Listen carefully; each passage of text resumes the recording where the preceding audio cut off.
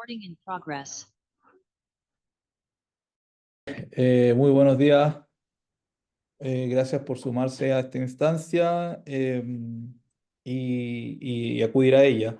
Como dijo un poco Andrés, vamos a dividir un poco la presentación en dos ámbitos. Vamos a mirar algunos aspectos que creemos nosotros relevantes a tener en consideración antes de finalizar el año, toda vez que en nuestra experiencia, cuando uno ya se encuentra en abril haciendo la declaración misma, ya se jugó el año y por lo tanto no queda mucho margen.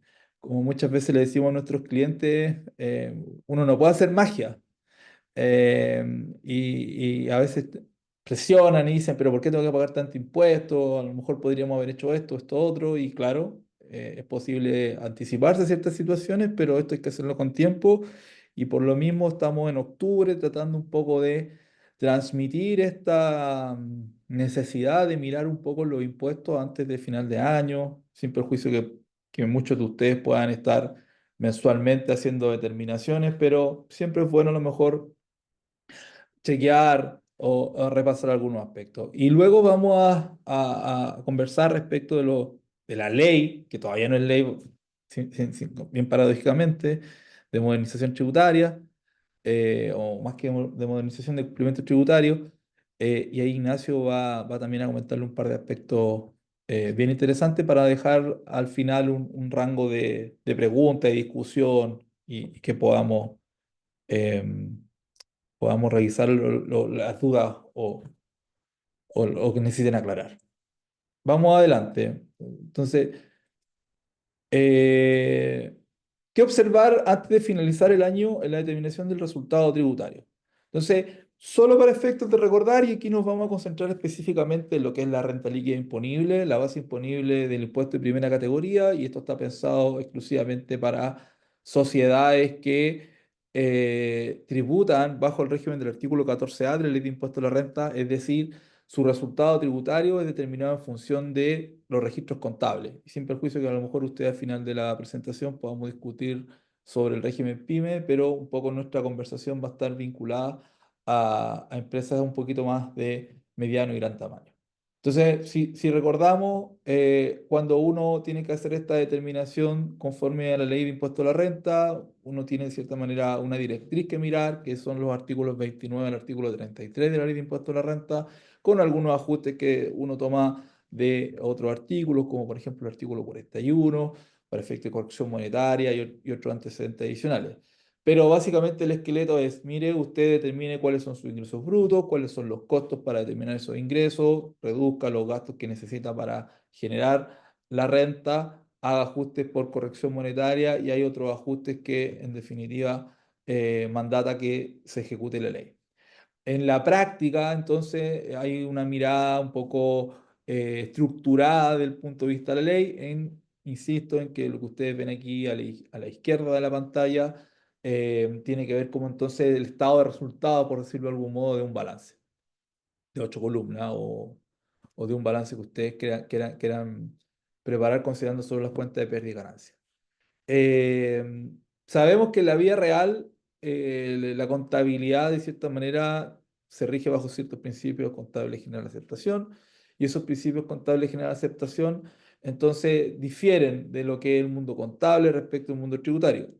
Y por lo tanto nosotros terminamos en la práctica haciendo ajustes a ese resultado contable a través de los famosos agregados de deducciones. ¿Sí? Y básicamente ahí hay una guía respecto de, bueno, en qué momento tengo que agregar algo o en qué momento tengo que deducir algo y por lo tanto voy a agregar algo cuando existen ingresos que son sujetos de impuesto pero que todavía no lo son para efectos contables o voy a agregar algo cuando hay gastos que no me son permitidos de un punto de vista tributario pero sí son permitidos de un punto de vista contable. Y las deducciones entonces tienen su contraespejo, por decirlo de algún modo, en el sentido en que cuando existen ingresos que no son tributarios, pero que se reconocieron como tal en la base contable, bueno, lo voy a tener que ajustar. Y a su vez, cuando tenga más gastos que incorporar el resultado tributario, eh, voy a tener que incorporarlo a través de una deducción, dado que el balance no lo ha recogido. Entonces, uno se mueve básicamente en este ámbito. ¿Y qué uno debería mirar entonces? En términos, si nos vamos mirando línea a línea y luego vamos a entrar con algunos detalles, es bueno, Los ingresos. Partamos entonces por los ingresos. Los ingresos, estoy reconociendo todos los ingresos de un punto de vista devengados o percibidos conforme a la ley. Y aquí lo que ocurre es que, y yo lo llamaría a usted a mirar, claro, hay una rutina de que en la medida que se vayan facturando los servicios, que se vaya vendiendo la mercadería o los productos que ustedes comercialicen, uno va reconociendo entonces dichos ingresos. Pero puede que existan, por ejemplo, algunos contratos en donde el ingreso esté sujeto, por ejemplo, a algún tipo de condición. Y por lo tanto no haya que reconocer el ingreso inmediatamente para efectos tributarios porque al existir una condición, esa condición entonces señala de que hay una incertidumbre de que finalmente sí se genere el ingreso o no. Si esa condición no es tal, por lo tanto tengo que reconocer el ingreso y tengo que reconocer el costo asociado. Pero básicamente, si hay una posibilidad de una condición respecto de que el año 24, por ejemplo, no se dé y se dé el año 25, entonces voy a tener que analizar si es que tengo que reconocer el ingreso en el año 24. Si no reconozco el ingreso en el año 24, entonces tampoco voy a poder reconocer el costo asociado a eso. ¿Ya? Y el costo en este caso entendido eh, como el costo del producto, ¿sí? En la práctica uno a veces se encuentra con que existen incluso promesas promesas de contrato de compraventa. Y ahí la ley es bien clara, el artículo 29, excluyendo exclusivamente que los contratos de promesa que no se reconocen como ingresos son aquellos que están vinculados a bienes inmuebles. ¿Sí? En el caso de bienes inmuebles, pues una mercadería, insisto, o producto, un contrato, una promesa de compra-venta, entonces, si no tuviera una condición, por ejemplo, tendría inicialmente que ser reconocido como parte de la base imponible. Y a su vez, entonces también debería ser reconocido el costo asociado a aquello. Con lo que es, digámoslo así, producto, con lo que es un bien mueble, bien tangible, el servicio ha sido bien consistente en decir, bueno, si usted tiene un ingreso, usted puede estimar el costo. Eso es bastante, ha sido bastante consistente el servicio postal con eso. Distinto en el caso de los servicios. Es porque en los servicios muchas veces, claro, uno podría decir las remuneraciones son las que están asociadas, se van devengando mensualmente, pero bueno, si no hay remuneraciones y hay, por ejemplo, un pago anticipado por algún tipo de servicio, eso se tiene que reconocer inmediatamente. Y ahí también la jurisprudencia del Servicio Postal Interno ha sido bastante consistente, por ejemplo, en el caso eh, de ingresos que se perciben anticipadamente en caso, por ejemplo, de matrículas de colegio. Dice, bueno, si usted es independiente, ojo, muchas veces dice independiente de que usted a lo mejor diga que en el caso que el alumno el próximo año se retire, eh, usted está obligado a reconocer estos ingresos el día en que los percibió.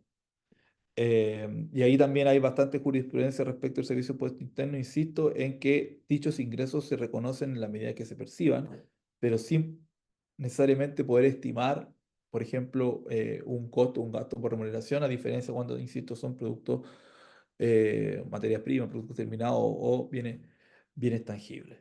Entonces, el llamado ahí es un poco a recordar que hay una correlación a tener en cuenta entre el ingreso, el costo y el gasto. Y finalmente también, bueno, ahí mirar de un punto de vista contable, hay cierta forma en que contablemente se tienen que reconocer los ingresos y que no necesariamente tiene su correlato tributario. Si uno fuera como más específico, se va a la NIC particular de reconocimiento de ingresos y tiene que vincularlo entonces cuando efectivamente uno haya transferido el riesgo de la venta del producto, de la prestación del servicio y que no necesariamente, insisto, debería estar correlacionado con la partida impositiva porque insisto, podrían haber ciertas condiciones que señalen que no es permitido reconocer todavía el ingreso. Entonces, el primer llamado es, miremos bien los ingresos con los costos y los gastos. Luego hay una amplia variedad a mirar respecto a lo que es el artículo 31. Y aquí, sin perjuicio, ya que llevamos varios años, ya al menos 4 años, uno diría, con el cambio legal respecto al artículo 31, siempre es oportuno mirar algunos gastos que tal vez inconscientemente en la experiencia tenían un tratamiento previo al año 2020 y que a lo mejor se sigue haciendo de la misma forma, pero uno podría darle una mirada, una segunda vuelta y analizar básicamente entonces si es que cumplen con la condición de gasto de acuerdo a lo que señala la ley de manera actual. Entonces, si uno recuerda, en el artículo 31 dice, bueno, que tengan aptitud para generar renta en el mismo o futuro ejercicio se encuentren asociados al interés de desarrollo o mantención del giro del negocio. Y básicamente entonces esta aptitud tiene que ver con este concepto de que entonces la erogación del gasto que hago hoy día pueda tener una consecuencia de generar ingresos mañana, ¿cierto? El 24, el 25, el 26 o el 27. Y aquí de nuevo la jurisprudencia del Servicio de Impuesto Interno antes de esto era bastante celosa al señalar de que tenía que existir una correlación del ingreso y del gasto y que en muchos casos no permitía tomar ciertas deducciones. Y uno ahí podría entrar al debate con el Servicio de Impuesto Interno porque, por ejemplo, la depreciación acelerada es un gasto que me tomo hoy día y no tiene necesariamente una correlación con los ingresos que vaya a generar el futuro, pero la misma ley me permite entonces tomar ese gasto y por lo tanto se producían ciertas fricciones. ¿Sí? Entonces, algunos ejemplos en que uno podría remitirse al concepto de gasto, bueno, buen clima laboral, por ejemplo, gasto destinado a proporcionar un buen clima laboral cuyo origen es voluntario. ¿Por qué? Porque a lo mejor la compañía decide, no sé, hacer una jornada de capacitación que termina con una fiesta o hacer cierto entrenamiento en que los costos de hacer ese entrenamiento son excesivos o podrían considerarse excesivos por parte del Servicio de Impuesto Interno. Recuerdo hace muchos años atrás había una compañía que tenía dos sedes, por decirlo así, en Chile. Una estaba en Talcahuano, otra estaba en Antofagasta y la fiesta se hacía en Talcahuano. Entonces todos los empleados de Antofagasta pagados por la compañía a través de un avión, con su familia, se quedaban en un buen hotel en Talcahuano, tenían una tremenda fiesta eh,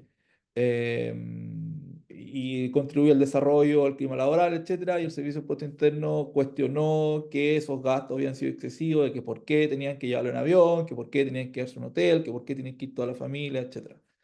Entonces, hay gastos que tal vez antes del año 2020, insisto con el año, ustedes podrían encontrar que podrían no ser del todo deducibles o tener un riesgo o ver ciertos pronunciamientos del Servicio de Impuesto Interno en que su deducibilidad podría tener un riesgo y hoy día me parece y nos parece que en definitiva está como mucho más claro en el sentido de tomarse necesariamente el gasto. O sea, gastos voluntarios y ahí vamos a entrar también a hablar, por ejemplo, de indemnizaciones, otros gastos para mantener el negocio, en caso, insisto nuevamente, por ejemplo, que se tengan que pagar multas por un tipo de incumplimiento. Y básicamente, entonces, todos esos gastos que finalmente sistemáticamente el Servicio de Impuesto Interno había tratado como gastos no deducibles o incluso gastos rechazados, hoy día hay que darle una nueva mirada y decir ya, qué tipo de gastos estamos incurriendo y que tal vez antes tratábamos de una forma no deduciéndolo de la renta líquida y hoy día lo hacemos. Y ahí también una batería de ejemplos, por ejemplo, las indemnizaciones voluntarias, nos encontramos también en la preparación de las declaraciones de impuestos bastante con esto, hay indemnizaciones voluntarias que finalmente las terminan tratando como un gasto rechazado y hoy día básicamente uno podría decir que las indemnizaciones voluntarias son gastos necesarios para producir la renta en la medida que se cumpla, por ejemplo, con el pago de el impuesto de segunda categoría, en la medida que ese pago voluntario deba ser grabado con un impuesto de segunda categoría. Si es que no, sigue siendo un gasto deducible. Multas privadas, indemnizaciones que son señaladas en ciertos contratos y que por el no cumplirlo finalmente tiene una sanción aplicable. Y esto principalmente cuando muchas empresas privadas terminan contratando con el Estado. Viene el Estado, entonces algún retraso, viene algún tipo de multa, el Estado actuando como un privado también, entonces el servicio interpretó que era una indemnización, era un pago voluntario, que no era deducible de la renta libre imponible y tenía el carácter de gasto rechazado. Hoy no, ¿cierto? Hoy en definitiva esas multas son gastos necesarios para producir la renta o gastos aptos para, más que necesarios, gastos aptos para generar la renta. Deudor incobrable es una gran ventaja, hay que llevar un registro, un control de las facturas, por ejemplo, que se han hecho incobrables o en otro tipo de industria. Por ejemplo, hemos visto en el caso de clínica que no necesariamente puede estar asociado a la factura, en que uno puede deducir dicha cuenta que se hizo incobrable luego de 365 días. Se eliminó el límite de remuneraciones que establecía el sueldo empresarial para efectos del pago de dicho sueldo empresarial al socio. El accionista no tenía dicho problema. Y aportes que se hagan a la comunidad básicamente eh, para mantener un beneficio permanente. Aquí estoy pensando, por ejemplo, también nos tocó ver en alguna oportunidad minera en el norte que se relacionan con las comunidades y finalmente ciertos planes de mitigación y eso. Entonces, aquí el llamado es, miremos con detención nuevamente qué tipo de gasto estamos considerando dentro de la base imponible, qué tipo de gasto estamos considerando como sujetos del artículo 21 y por lo tanto hoy día ya no lo son. ¿Y por qué? Porque el artículo 21 igual cambió y básicamente porque tienen que haber dos requisitos copulativos para que dicho gasto sea calificado como gasto rechazado. Entonces, que no se acredite el desembolso, o sea, que yo de verdad así como que entregué el dinero, por decirlo de algún modo, y no tengo ningún factura, no tengo a lo mejor ningún eh, informe, que no tengo nada que acredite realmente el desembolso. ¿Ya? Y además que el gasto beneficie alguna parte relacionada, o sea, algún relacionado al accionista, al cónyuge del accionista, al hijo del accionista. ¿Sí? Si básicamente entonces es un gasto que finalmente no es deducible, porque no cumple los requisitos del artículo 31, entonces solo un agregado a la renta líquida imponible y no se grava con el artículo 21 que es de tasa 40%. Entonces, de nuevo, aquí nuestro llamado de atención es, mire, revise todos los gastos que usted siempre consideró como gastos rechazados a tasa 40 y examinémonos nuevamente y veamos cuál es la calidad de dicho gasto para efectos de decir, ok, aquí no tenemos que aplicar dicho gasto. Ejemplo de gasto no aceptado, antiguamente, por ejemplo, las donaciones en exceso finalmente eran castigadas con un 40% cuando yo me excedía de ciertos límites. Hoy día, básicamente, lo que uno hace es, si se excedió ese límite, eh, determinados por los topes del límite global absoluto, el 5 por mil, los topes del capital propio tributario, la renta líquida imponible, no lograba con el gasto del 40%. Gasto de responsabilidad social, lo mismo. Compensaciones a un tercero, como dijimos, también no son gastos rechazados. Entonces, ¿cuál es la raya para la suma? Examine cuáles son sus gastos.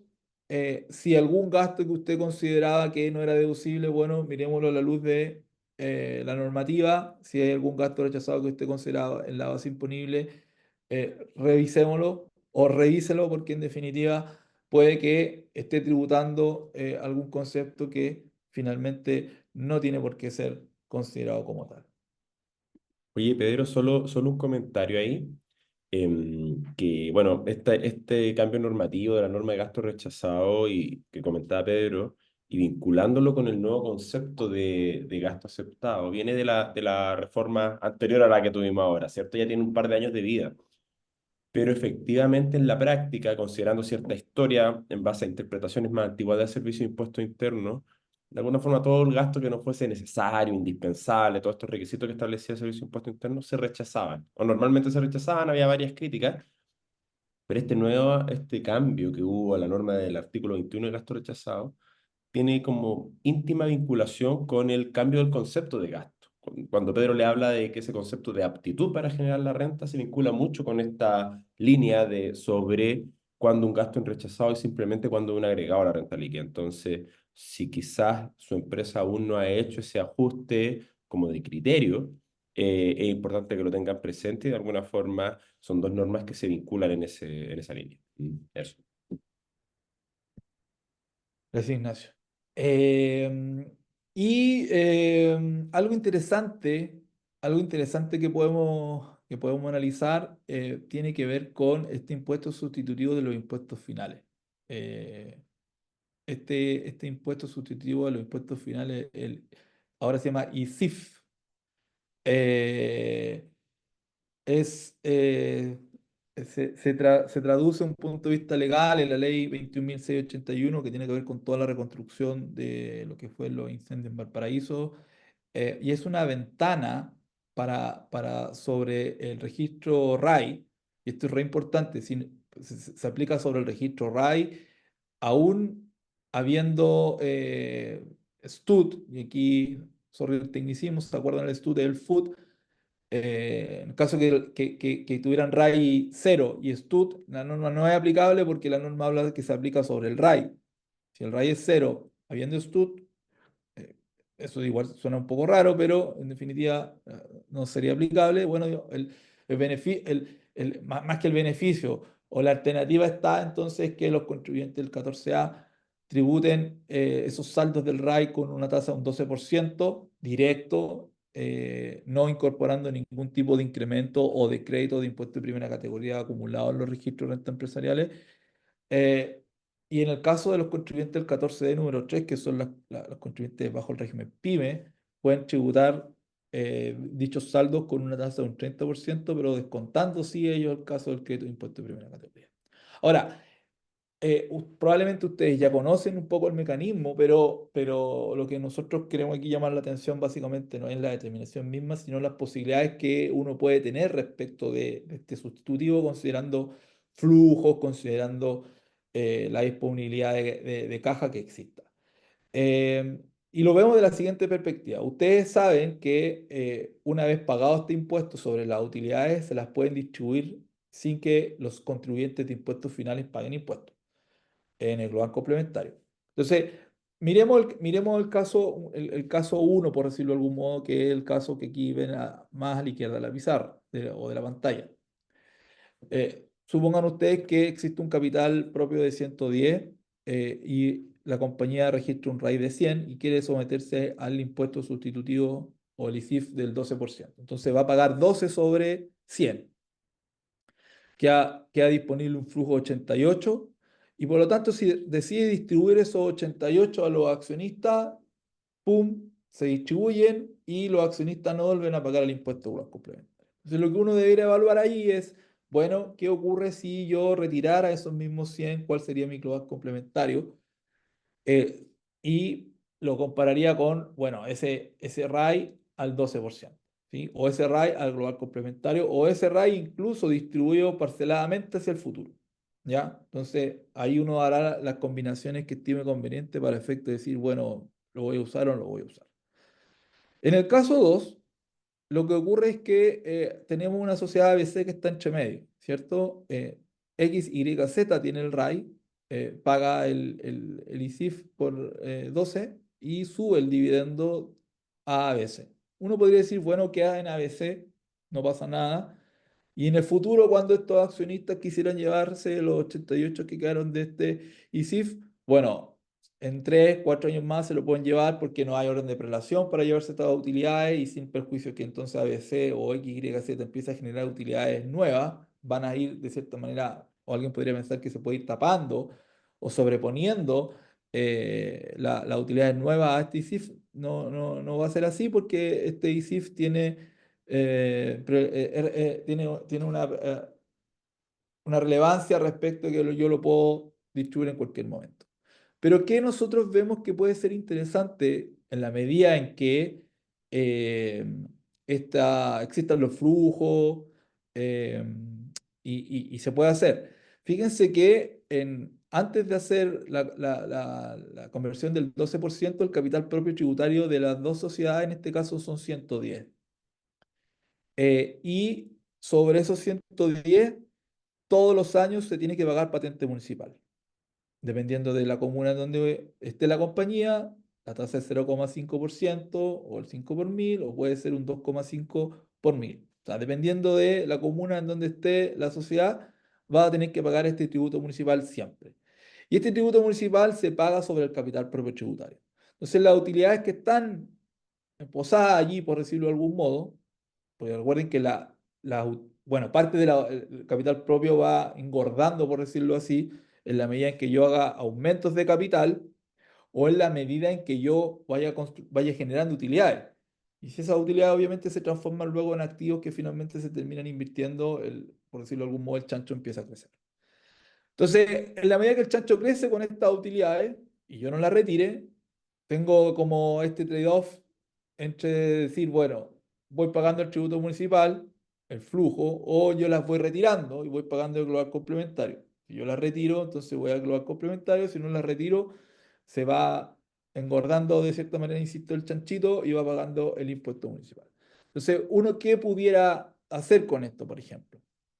Uno podría pagar el impuesto sustitutivo y distribuir estas utilidades. Entonces, concentrémonos, por ejemplo, en el caso de la izquierda, en donde ustedes sobre ese RAI de 100 pagan el impuesto sustitutivo de 12%, entonces le quedan utilidades disponibles 88 de no renta. Pero ustedes, por ejemplo, necesitan ese flujo y si se lo lleva los accionistas, se lo van a gastar.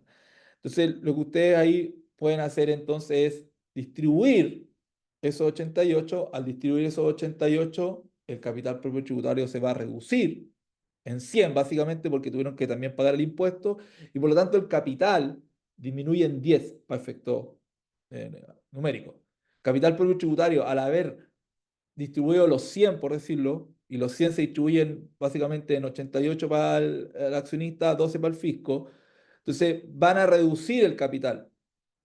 Y luego lo que pueden hacer entonces es que las personas vienen y prestan a la sociedad lo que recibieron como dividendo. Entonces la empresa se queda con el flujo o se queda con la caja disponible para hacer lo que quiere hacer. Los accionistas pagaron todos los impuestos y el accionista se queda con una cuenta por cobrar contra la sociedad y la sociedad tiene una cuenta por pagar. Y en la medida que se vaya generando entonces ahora nuevamente utilidades o se vayan generando excedentes, la compañía paga, ¿sí? Dicha cuenta por pagar. Y pues ahí hay alternativas, incorporar intereses y hay todo en definitiva una ingeniería impositiva que mirar. Entonces, esto desde nuestra perspectiva es fácil de hacer el cálculo. El Servicio de Impuesto Interno dispone de una calculadora incluso para hacer los cálculos, pero vemos que si es que los números dan, si es que en definitiva les conviene o no a los accionistas, porque no es que sea un súper y gran beneficio, sino que en definitiva mirarlo con un par de alternativas en que nos permita a lo mejor liberar utilidades y esas utilidades luego bajan a la sociedad a través de un préstamo por los socios accionistas. Si en principio preguntas que esto es elusivo, no creemos que sea elusivo para nada. Se han pagado todos los impuestos y por lo tanto no tiene nada de elusivo. Eh, entonces, como para ir terminando esta primera parte, ¿qué tener en consideración? Una mirada, una revisión un poquito más al detalle con el balance de cerrado a septiembre, o lo pueden hacer a octubre, insisto, porque nos permite anticiparnos. Conciliar los ingresos del balance versus lo del formulario 29. Esto hay que hacerlo porque después en abril hay un check que hace el Servicio de Impuesto Interno. No lo puse aquí como un to-do, por decirlo de algún modo, pero también miraría, por ejemplo, la situación del PPM. Si ustedes determinan, ustedes podrían suspender PPM trimestralmente y eso muchas veces no se termina haciendo y tiene un impacto en caja. Si ustedes al 30 de septiembre determinan que la sociedad tiene pérdida tributaria, ustedes pueden suspender el pago PPM de octubre, noviembre y diciembre. ¿Ya? Y no hay que darle aviso al Servicio de Impuesto Interno, basta solo con el formulario 29 incorporar cuánto es el monto de la pérdida tributaria. Entonces, a septiembre puede ser una buena oportunidad de decir cuál es mi posición en materia de impuestos. Y si estoy en situación de pérdida y venía pagando PPM, bueno, dejo de pagar PPM octubre, noviembre y diciembre. ¿Por qué es importante tal vez mirar eso? Y aquí en contraposición muchas veces dicen, espero que con los PPM que pagué durante el año me los devuelvan en abril. Pero lo que vemos también es que cada año más que transcurre, el Servicio de Impuestos Internos tiene cruces de información que objetan las declaraciones de impuestos y las devoluciones que uno espera no se traducen inmediatamente. Entonces, en vez de pasarle los ppm al fisco o el flujo al fisco en periodo en que probablemente ustedes podrían haber suspendido el pago ppm, mejor lo tiene usted como lo tiene usted, lo usa mejor, etcétera, etcétera, y no corre riesgo de que por una eventual observación del Servicio de Impuesto Interno finalmente termine eh, reteniendo esos ppm y entregándoselos después de abril, mayo, junio, julio. Revisar provisiones de ingresos o ingresos sujetos a alguna condición, que es lo que hablamos, correlacionar costos de venta versus ingresos. Revisar el auxiliar del activo fijo. Vidas útiles, altas del periodo, cuáles son las bajas, si existen gastos que no debieron formar parte del activo que se tengan que considerar como gastos del periodo. Y es interesante entender también en que si existen ciertos bienes que se mantienen bajo una depreciación normal, porque iniciaron ese proceso de régimen normal, sí es posible llevarlo a un régimen de depreciación acelerada. ¿Qué quiere decir esto? Si partí con un bien depreciándolo de forma normal, paso un año, 2 años, puedo al segundo año entonces de ese bien con su vida útil llevarlo a depreciación acelerada haciendo la conversión de la vida útil respectiva. O sea, insisto, cuando un bien partió con depreciación normal, puede ir a depreciación acelerada. Esto en la medida que ese bien sí haya sido un bien nuevo y que cumpla con esas características señaladas en el artículo 31, número 5. ¿Y por qué es relevante? Porque, claro, a veces dicen, no, es que tengo que pagar impuestos y a lo mejor es mejor tener el flujo adentro y no pagar ese 27. Bueno, miremos si es que hay algunos gastos que yo pueda aprovechar y como por ejemplo puede ser la depresión acelerada. No, es que partí con depresión normal y no puedo ir a la depresión acelerada. No, eso no es así. Hay pronunciamiento del Servicio de Impuesto Interno. Usted se puede mover de la depresión normal a la acelerada e incluso estando en la acelerada, si alguien decide irse a la normal, lo puede hacer. Lo que no puede ocurrir es que usted, por ejemplo, se vaya, parte de la acelerada, se fue a la normal y después de nuevo quiere ir a la acelerada. La acelerada solo se permite una vez. Entonces, es una situación interesante mirar. Revisen la situación de deudor incobrable, sea porque su vencimiento de cuentas por cobrar son de 365 días o más, sin perjuicio que también hay una resolución donde va dando ciertos tramos al servicio de impuesto interno, o cuando en definitiva usted siguió, por decirlo de algún modo, el método antiguo para efectos de aplicar que necesariamente se haya hecho incobrable porque agotó todos los medios provinciales de cobro. Revisar gastos por indemnizaciones y también revisar donaciones o excesos de acuerdo a los topes que indica el Servicio de Impuesto Interno. Por lo general, las donaciones, su gran característica es que es un gasto necesario para producir la renta. Algunos tienen derecho a crédito y ahí uno lo que debería ya desde ya, y puede ser como un poco a lo mejor latero, es ver los certificados respectivos, empezar entonces a preparar este volumen de información que necesite con mira a abril. Entonces, septiembre, octubre es una buena instancia para sacar la foto, por decirlo de algún modo, respecto de en qué posición impositiva estoy. ¿Qué va a pasar con la determinación de la renta líquida imponible? Y de nuevo, ¿qué va a pasar con el capital propio tributario? El capital propio tributario, ustedes saben que se ha vuelto una partida relevante en las determinaciones para efectos de registro de rentas empresariales, correcciones monetarias, etcétera. Y hoy día cada vez los municipios tienen información para efectos de gatillar el impuesto y el tributo municipal. Así que esto, con esta primera parte, al final vamos a dar un espacio para aclarar cualquier duda o comentario que ustedes tengan. Dale, Ignacio. Ok. Bueno, este webinar tiene por objetivo las consideraciones principales que menciona Pedro, como ir preparando el cierre anual de las declaraciones de impuestos a la renta principalmente, que es lo que Pedro expuso. Sin embargo, no podemos dejar pasar que estamos a portas, esperamos, que se publique la nueva ley de cumplimiento de obligaciones tributarias, ¿cierto? Y esta ley, sin perjuicio de no tener eh, modificaciones sustanciales a las normas de determinación de renta disponible o de base imponible del impuesto a la renta, sí tiene algunos aspectos que probablemente sean importantes destacar y también que tengan ustedes conciencia de qué se puede utilizar, qué no, en su próxima declaración de impuesto a la renta. ¿Ya? Entonces aquí sí me ayudáis, Pedro, a avanzar porque, bueno, algunas normas de control relevantes son una gran discusión en torno a la norma general antiilusión. El gobierno buscaba avanzar hacia em, un uso más bien administrativo de la norma general antiilusión, es decir, que fuera declarado directamente por el Servicio de Impuesto Interno.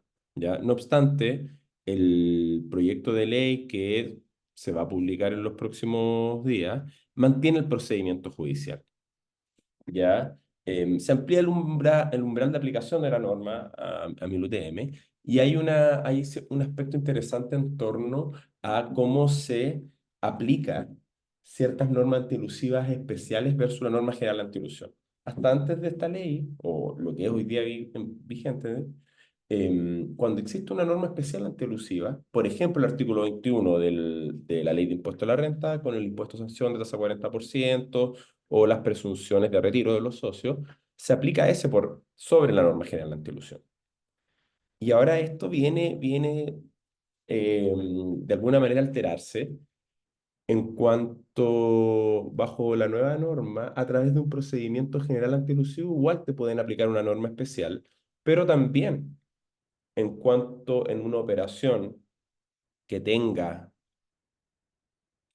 una aplicación de una norma especial antielusiva, si está en el contexto de una norma más bien general, esta nueva ley viene a decir que ahí lo que corresponde aplicar es la norma general de antiilusión. O el Servicio de Impuestos Internos puede ir por la norma general de antiilusión porque probablemente existe más de un único acto que tenga que ser fiscalizado. ¿Ya? Es un cambio relevante, sin perjuicio que al parecer en algunos procesos de fiscalización ese criterio ya estaba siendo utilizado, pero ahora viene con una fortaleza más bien legal. Ya para que lo tengan presente, obviamente no es el foco de esta charla, pero estas normas de cumplimiento son más bien el core y lo que más se discutió dentro de esta discusión parlamentaria. Bueno, vienen otras facultades de fiscalización vinculadas a mayores atribuciones para el Servicio de Impuesto Interno. Se agilizó el procedimiento de levantamiento secreto bancario, que de nuevo también quiso lo que quería el gobierno era que se materializara vía un procedimiento administrativo. Se mantuvo en sede judicial, pero con algunas opciones de hacerlo más expedito y práctico.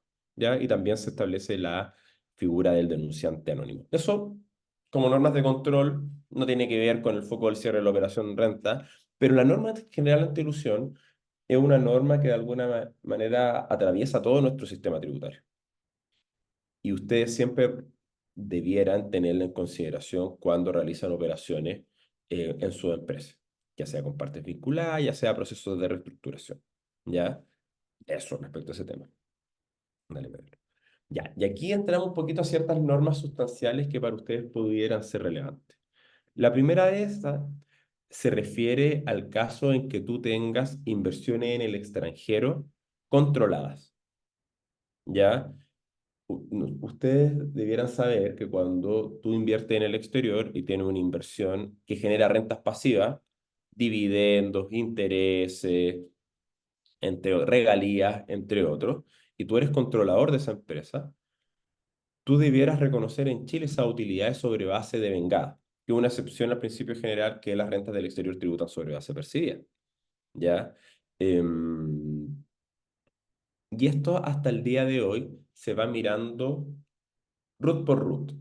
¿Quién es el dueño de esa empresa? Es controlado, es decir, tengo más del 50% de la propiedad o de la administración, etcétera, etcétera. Y también hay un umbral que si los ingresos de esta entidad extranjera controlada que genera rentas pasivas es menor a 2.400 UF, no tengo que declarar nada. Bueno, ¿qué dice la ley? Y esto lo regula principalmente para grupos de empresa en cual las personas naturales son los propietarios finales.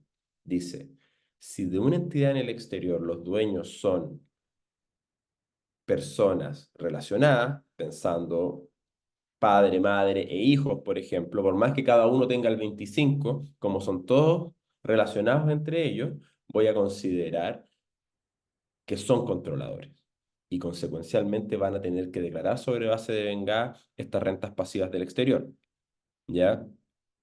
Y también van a tener que sumar en conjunto este umbral de las 2.400 UF, ¿ya? También se va a dar esta circunstancia cuando estas personas sean las dueñas de una entidad chilena que a su vez controla de extranjero. Entonces, siempre se va a dar este tipo de circunstancias, ¿ya? Entonces, importante este cambio en torno a las normas de relación aplicables a esta norma particular que es el 41G de la Ley de Impuesto a la Renta, ¿ya? Otra norma que ustedes van a tener que tener súper presente, sobre todo aquellas empresas que realizan procesos de reorganización, y cuando hablo de ello hablo principalmente de fusiones, de divisiones, de aportes, ¿ya? Es que se modifica completamente el artículo 64 del Código Tributario, que es la norma que regula las facultades de tasación que tiene el servicio y la aplicación de o la posibilidad de que no haya tasación en ciertos procesos de reorganización, ¿ya? Se modifica completamente la norma y de alguna forma viene a aplicar ciertas, ciertos principios ya aplicados en la norma de precio de transferencia, que son la operación entre partes relacionadas entre chilenos y extranjeros, por decirlo de alguna forma, a operaciones locales. Es decir, estas operaciones se tienen que realizar a valores de mercado y tanto el legislador como el Servicio de Impuestos Internos están cada día más interesados en fiscalizar que efectivamente la operación entre partes vinculadas locales se realizan a valores de mercado, ¿ya? También esta norma establece que la tasación, es decir, cuando el servicio te fiscaliza y te cuestiona un precio que tú le diste a una operación, va a ser tanto al alza o a baja, es decir, cuando yo venda sobre el valor de mercado o bajo el valor de mercado. Y de acuerdo al tenor de la ley, en ambos casos, cuando el servicio establezca una diferencia, esas diferencias se sujetarían al impuesto a sanción del artículo 21 de la Ley de Impuesto a la Renta que mencionó Pedro, con una tasa de 40%. ¿Ya? Antes, el artículo 64 vigente al día de hoy, solo habla de las diferencias hacia el alza, ¿ya? Y también establece una definición de legítima razón de negocios y que todos los procesos de reorganización debieran tener legítima razón de negocio. Al día de hoy, solo los aportes a costo tributario amparados en un contexto de una reorganización empresarial requerían una legítima razón de negocio. No así, por ejemplo, los casos de fusiones y divisiones. En cambio, con esta nueva legislación, tanto las fusiones, las divisiones, los aportes debieran contar con una legítima razón de negocio. La verdad que en los procesos de fiscalización ya se estaba consultando, sin perjuicio de que por tenor normativo las fusiones y las divisiones no debieran, o hasta el día de hoy, no requerían contar con una legítima razón de negocio, ¿ya? Y también esta norma establece ciertos requisitos y ciertas limitaciones a los procesos de reorganizaciones internacionales. Por ejemplo, una fusión internacional, y ahí te dice sobre todo, ten mucha precaución cuando tú estás fusionando una entidad chilena y llevándotela al exterior, y esa entidad en el exterior además se encuentra domiciliada en un país de baja nula tributación. Ahí, eh, ahí hay ciertas limitaciones a la neutralidad de los procesos de reorganización. Entonces, si ustedes tienen en mente realizar o están en procesos de ejecutar procesos de reorganización, es muy importante que tengan súper presente este cambio normativo, ya que es un cambio de paradigma bien relevante, tanto para procesos de fiscalización, pero sobre todo para la valoración de operaciones entre partes vinculadas, locales, ¿ya? Esos dos puntos tales, Pedro. Bueno, a nivel de IVA, rapidito, no hay cambios sustanciales ni modificaciones de hecho grabados, sino principalmente va a haber una aplicación de impuestos a los operadores de plataformas de intermediación. Se van a considerar como vendedores en determinadas circunstancias y también se va a grabar con IVA ciertas adquisiciones en el extranjero.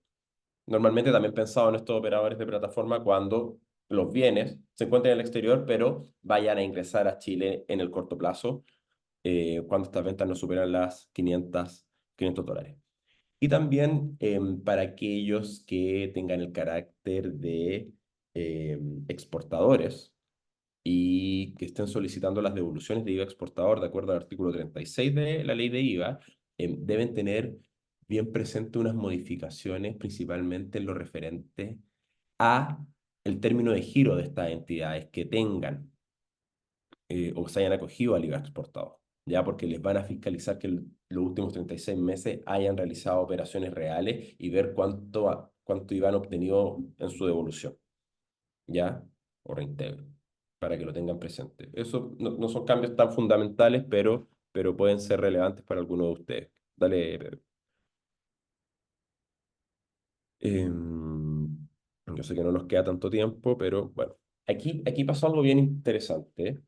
Primero, antes de un cambio normativo que se entrega un concepto de sustentabilidad tributaria y la opción de certificar el actuar de los contribuyentes que se van a poder certificar directamente ante el Servicio de Impuestos Internos o a través de empresas certificadoras de procedimientos de sustentabilidad tributaria, vino una modificación a la Declaración Jurada 1913 de Caracterización Tributaria Global, ¿ya?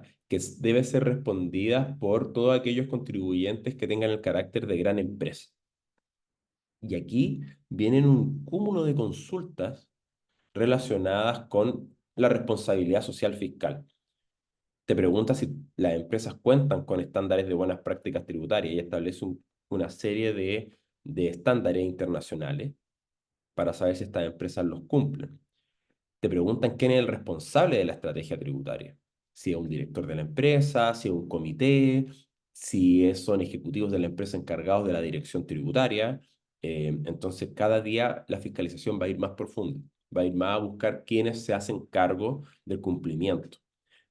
Te piden realizar una matriz de riesgo tributario, en la cual te preguntan si tus riesgos tributarios los levantaste efectivamente, si esto está en línea con la NIF 23, si existe alguna diferencia de interpretación, si tienes canales de denuncia anónimos vinculados a riesgo o potenciales actuaciones elusivas dentro de tu misma institución. Entonces, realiza una serie de preguntas que las empresas que califiquen como grandes empresas debieran estar preparadas para empezar a responderla, ¿ya?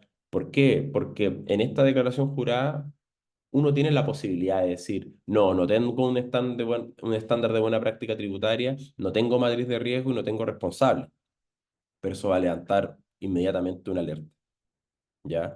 Es- Este nuevo formato de la declaración jurada se tiene que responder ya para el año 2025, es decir, entre mayo y junio del año 2025. Pero la recomendación es que desde ya las empresas que califiquen y que tengan que presentar esta declaración empiecen a trabajar en su respuesta. Ya, porque muchas veces nos toca que empresas efectivamente tienen ciertos estándares o matrices de riesgo, pero no los tienen bien organizados. Entonces, de aquí en más va a ser súper importante que lo tengan presente. ¿Ya? Y bueno, y finalmente, dale, Pedro, por favor. Algunas normas transitorias, y aquí lo mezclo, o esto va en complemento con el ISIF que mencionó Pedro del 12% respecto a las utilidades locales. Hay una nueva norma de repatriación de capital en el exterior. Esto ya se dio una vez, ¿ya? Y esto se dio en la reforma de Bachelet y la norma actual es bastante parecida a esta. Entonces, los contribuyentes chilenos van a poder informar de bienes o rentas que mantienen en el exterior que no hayan declarado y van a poder chilenizarlas, por decirlo de alguna forma, a una tasa preferente del 12%. ¿Cómo se determina ese 12%? Se va a determinar de acuerdo al valor de mercado o valor comercial de los activos que tú registres en el exterior, ¿ya? Para ellos los bienes tienen que haber sido adquiridos antes de enero del 2023 y o renta generada antes del 31 de diciembre de dicho año. Lo interesante y complejo de acá es que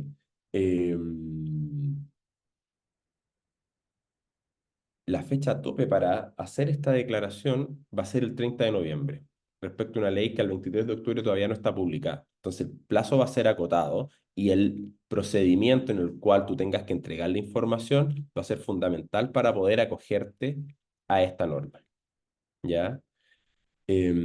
También hay varias normas vinculadas a términos de juicios o pagos de impuestos por adelantado, ¿ya? Em, Cuando tú tengas impuestos o multas adeudados al 31 de diciembre del 2023, vas a poder pagar esos impuestos con sus reajustes y la ley va a permitir la condonación íntegra de intereses y multas, ¿ya? Pero la fecha tope que establece la ley para esta norma es el 31 de octubre, siendo una ley que al día de hoy no está publicada. Eso es una norma que nació media muerta. Vamos a ver si hay alguna opción de solución, ya vía administrativa, o cómo lo van a hacer, pero es poco probable que se pueda ejecutar, ¿ya? También va a estar la posibilidad de solicitar términos anticipados de un juicio tributario, ¿ya? Em, y en dicho caso también vas a poder pagar los impuestos que correspondan sin recargo por intereses o multas. ¿Ya? Y también hay una norma que establece la prescripción de acciones de cobros de deudas fiscales vencidas antes del 31 de diciembre del 2013, pensando en el plazo máximo de 10 años, em, que también podría ser utilizada por algún contribuyente que se encuentre en ese tipo de circunstancias. Y en términos bien generales, y teniendo en cuenta el foco de esta presentación, pareciera ser que estas son las normas que ustedes, pensando a fin de año, pensando en las particularidades de su empresa, debieran tener presentes a la hora de planificar el cierre de su año 2024 y también el inicio del año comercial 2025. ¿Mm? Así que, ¿qué más les puedo decir? Tengan conciencia de la aplicación práctica de la norma antiilusión en todas las operaciones que ustedes realicen y sobre todo de las normas de eh, operaciones entre partes vinculadas locales. Cada vez hay más foco en las transacciones locales, también en procesos de aumento y devoluciones de capital. ¿Mm? Eso, y con eso podemos dar término a esta parte expositiva. No sé si alguien tendrá consultas respecto a ese tema. Sé que estamos un poquito en la hora, pero podemos avanzar en ese sentido. Gracias Pedro y gracias Ignacio por las presentaciones. Y bien, como le decía Ignacio, tenemos unos minutos para responder las dudas que puedan tener ustedes. ¿Ah? Al respecto, les pido que puedan levantar la mano y ahí le encenderé el micrófono para realizar su pregunta. ¿Mm? Mientras ustedes preparen, pueden pensar en alguna pregunta. Yo quiero iniciar esta ronda con una pregunta para Pedro. ¿Ah? Pensando en las observaciones más frecuentes que se puede hacer el Servicio de Impuesto Interno, eh, ¿cómo se podría aprovechar de forma efectiva la apreciación acelerada, Pedro? ¿Mm? Obviamente de los activos fijos, pensando no tener esas observaciones. Estás con el micrófono. Perdón. Ese. Sí, a ver, eso tiene una respuesta, vamos a decirlo así. O sea, creo yo que es imposible si queremos hacer las cosas bien. ¿Y qué significa que si queremos hacer las cosas bien? Probablemente ustedes saben de que existen ciertos recuadros particulares que uno tiene que incorporar en el formulario 22, en donde pone cuánto es la depresión acelerada y básicamente entonces hace el check el servicio de impuesto interno. Eso es hacer lo correcto. Entonces, si uno hace lo correcto, tiene la observación, lamentablemente, ¿sí? O es muy probable que tenga la observación. Entonces, ¿qué yo tendría cuidado ahí? Porque puede que yo lo haga correctamente, pero tal vez deje de hacer un análisis, como por ejemplo, inicialmente considerar cuáles son todas las compras de activos fijos que informé en el formulario 29. A su vez, ¿cuáles, cuáles son, cuál es la depreciación acelerada que informé el periodo anterior? O sea, uno debería mantener a lo mejor una consistencia con la depreciación acelerada que estoy informando en los recuadros, y por lo tanto mirar que eso sea consistente. Si se dispara la depreciación, tengo que tenerla justificada por la información que yo puse en el formulario 29 respecto de las compras de activos fijos. Si eso no ocurre, entonces probablemente me vayan a llamar. ¿Ya? Ahora, esto yo no lo debería decir acá, pero uno de cierta manera puede como pasarse por al lado al sistema. ¿Y aquí voy yo? En que en definitiva uno no lo incorpore y necesariamente en los recuadros del formulario 22, y esto ya a lo mejor un poquito más técnico, solo agrupe los conceptos en gastos e ingresos, por decirlo de algún modo.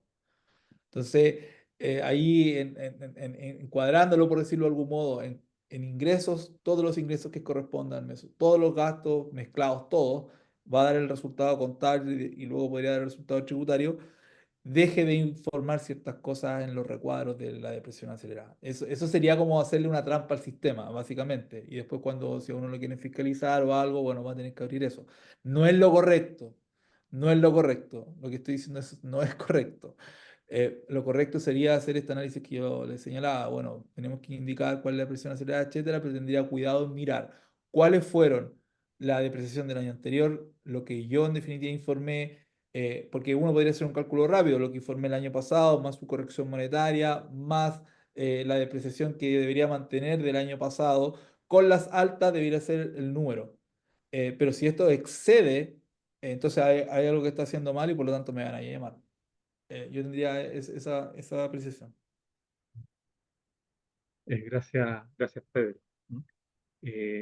No veo ninguna mano levantada. Aprovechemos la instancia de hacerle preguntas a Pedro Ignacio. Son dos relatores de lujo que tenemos esta mañana. Así que aprovechemos. Y mientras un poco más de tiempo ahí para que preparen si tienen alguna pregunta nuestra concurrencia hoy día. Le voy a aprovechar de hacer una pregunta a Ignacio, ¿no? Pensando en la planificación tributaria del próximo año, Ignacio, tú nos mencionaste estas medidas de sostenibilidad. ¿Cómo pueden impactar estas nuevas medidas de sostenibilidad en la planificación tributaria del próximo año? Sí, probablemente este cambio, no tanto normativo, sino sobre todo a nivel de fiscalización, va a implicar que las empresas, de nuevo, grandes empresas que estén en ese segmento en sus respectivas direcciones regionales, deban hacer un trabajo más organizado en torno a una determinada estrategia o inicialmente un marco de control de los riesgos tributarios que tienen al día de hoy. Quizás van a tener que contar con una mayor organización y visualización de las diferentes etapas de su operación renta, desde el inicio, desde los cierres de los balances, las determinaciones de renta líquida disponible, las declaraciones y los responsables. Ya también quién puede levantar determinados riesgos, quién dentro de la institución se hace cargo de ejecutar cada una de las partes de lo que corresponde a esta función tributaria, por decirlo de alguna forma, porque todo eso se va a ver plasmado en ciertas respuestas que haya a tener que dar al servicio y en cuanto el servicio te pregunte, contar con respaldo de las mismas. Entonces, sí, sí, va a venir a modificar y va a tender a fortalecer este rol de fiscalización y de organización dentro de las propias empresas. ¿Mm? Perfecto, gracias Ignacio. Ahí hay una mano alzada y Salga Pecerda, ahí, ahí encendió la cámara. Por favor, realiza tu pregunta. para, para Pedro, creo, para Pedro, por Hola Pablo. algo que dijiste sobre el tema, ¿no es cierto?, de los ingresos anticipados. Mi pregunta va relacionada con el negocio de la construcción. ¿Por qué? Porque generalmente en el negocio de la construcción, por ejemplo, tú recibes un anticipo inicial del 30%, por decirte algo, pero tú vas a marginar, con suerte, un 7, un 8, ¿ya? Y generalmente esto va a pasar 1 o 2 años, ¿no es cierto?, para poder tener el margen. Entonces la pregunta, de acuerdo a la norma hoy día, yo debería tributar hoy día ese 30% y después ir a pedir la recuperación de impuestos. Que en términos, si hablamos de la construcción, si tú vas a vender, por ejemplo, una constructora va a vender un inmueble, lo que termina ocurriendo es que solo existe reconocimiento de ingreso desde un punto de vista tributario cuando se firma una escritura de venta.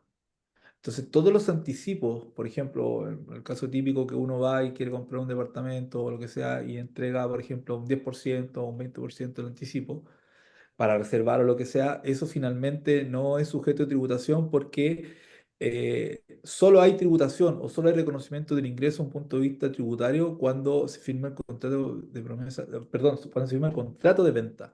De hecho, Pero, la promesa está explícitamente en el artículo 29 claro, eso es fuera de tributación. en la industria inmobiliaria, pero en la construcción yo tengo un contrato, por ejemplo, a suma alzada, ¿no es cierto? Por lo Ya, tanto, voy dando estados de pago mes a mes, ahí ¿ya? se reconoce. Ya. Tributariamente ahí dice, y de El hecho la estado de circular que pago, la interpreta. proporción, El ya. estado de pago dice cuando se ejecute, porque en definitiva tú puedes ir reconociendo, te pueden ir dándote ingresos, Ujú. ¿cierto? De forma anticipada. Pero, que aquí ya no recuerdo la circular, pero la circular que está asociada en definitiva a todo el proceso de construcción dice que tú tienes que reconocer el ingreso o al momento en que emites la factura o al momento en que ejerces el cobro a través del estado de pago. Ya, Entonces, todos los anticipos que tú puedas recibir y que no está formulado a través de un estado de pago, no pasivo, se genera la tributación. Lo que pasa harto y lo que hemos visto, por ejemplo, en algunas actividades de construcción, es que por ejemplo, te ganaste un proyecto, ya no sé, con Codelco y te piden la factura. Entonces, tú no has ejecutado nada todavía, no has formulado nada y exacto, por lo tanto no tienes que reconocer el ingreso. Pero así lo es. que sí les termina pasando es que como está sujeto de IVA, ¡pum! Gatillaste el IVA. Sí, Y el el IVA IVA lo sí, tenés que entregar el otro mes inmediatamente y así es, suponte tú que incluso te van a pagar la factura en 3 meses más. así es. Entonces, solamente cuando formule el estado de pago. Eso. Agradezco la respuesta. Muchas gracias. De nada, Pablo. ¿Alguna otra pregunta? ¿Mm? Aquí yo tenía una pregunta anotada para que aprovechemos el tiempo. Pensando, Pedro, en el devengamiento de ingresos, costo y gasto, ¿m? ¿Qué nuevos criterios deberíamos tener en mente, de vista al año fiscal 2024? Los criterios no han cambiado, son los que siempre han estado en la ley, pero como les manifestaba en la charla, hay que tener cuidado con ciertas ventas que yo puedo haber hecho y que todavía, por ejemplo, no entrego el producto, y por lo tanto, de un punto de vista tributario, eso es un ingreso. O sea, yo le prometí a vender a Andrés 10 celulares y se los voy a entregar el otro año. Si eso es lo que estamos diciendo, el ingreso lo tengo que reconocer el día de hoy, porque se devengó. Tengo el derecho a cobrarle a André en alguna oportunidad, que va a ser el próximo año, cuando a lo mejor le entregue los productos, el pago de los 10 celulares. Pero el ingreso se devengó hoy, y como se devengó hoy, el costo también se devenga hoy.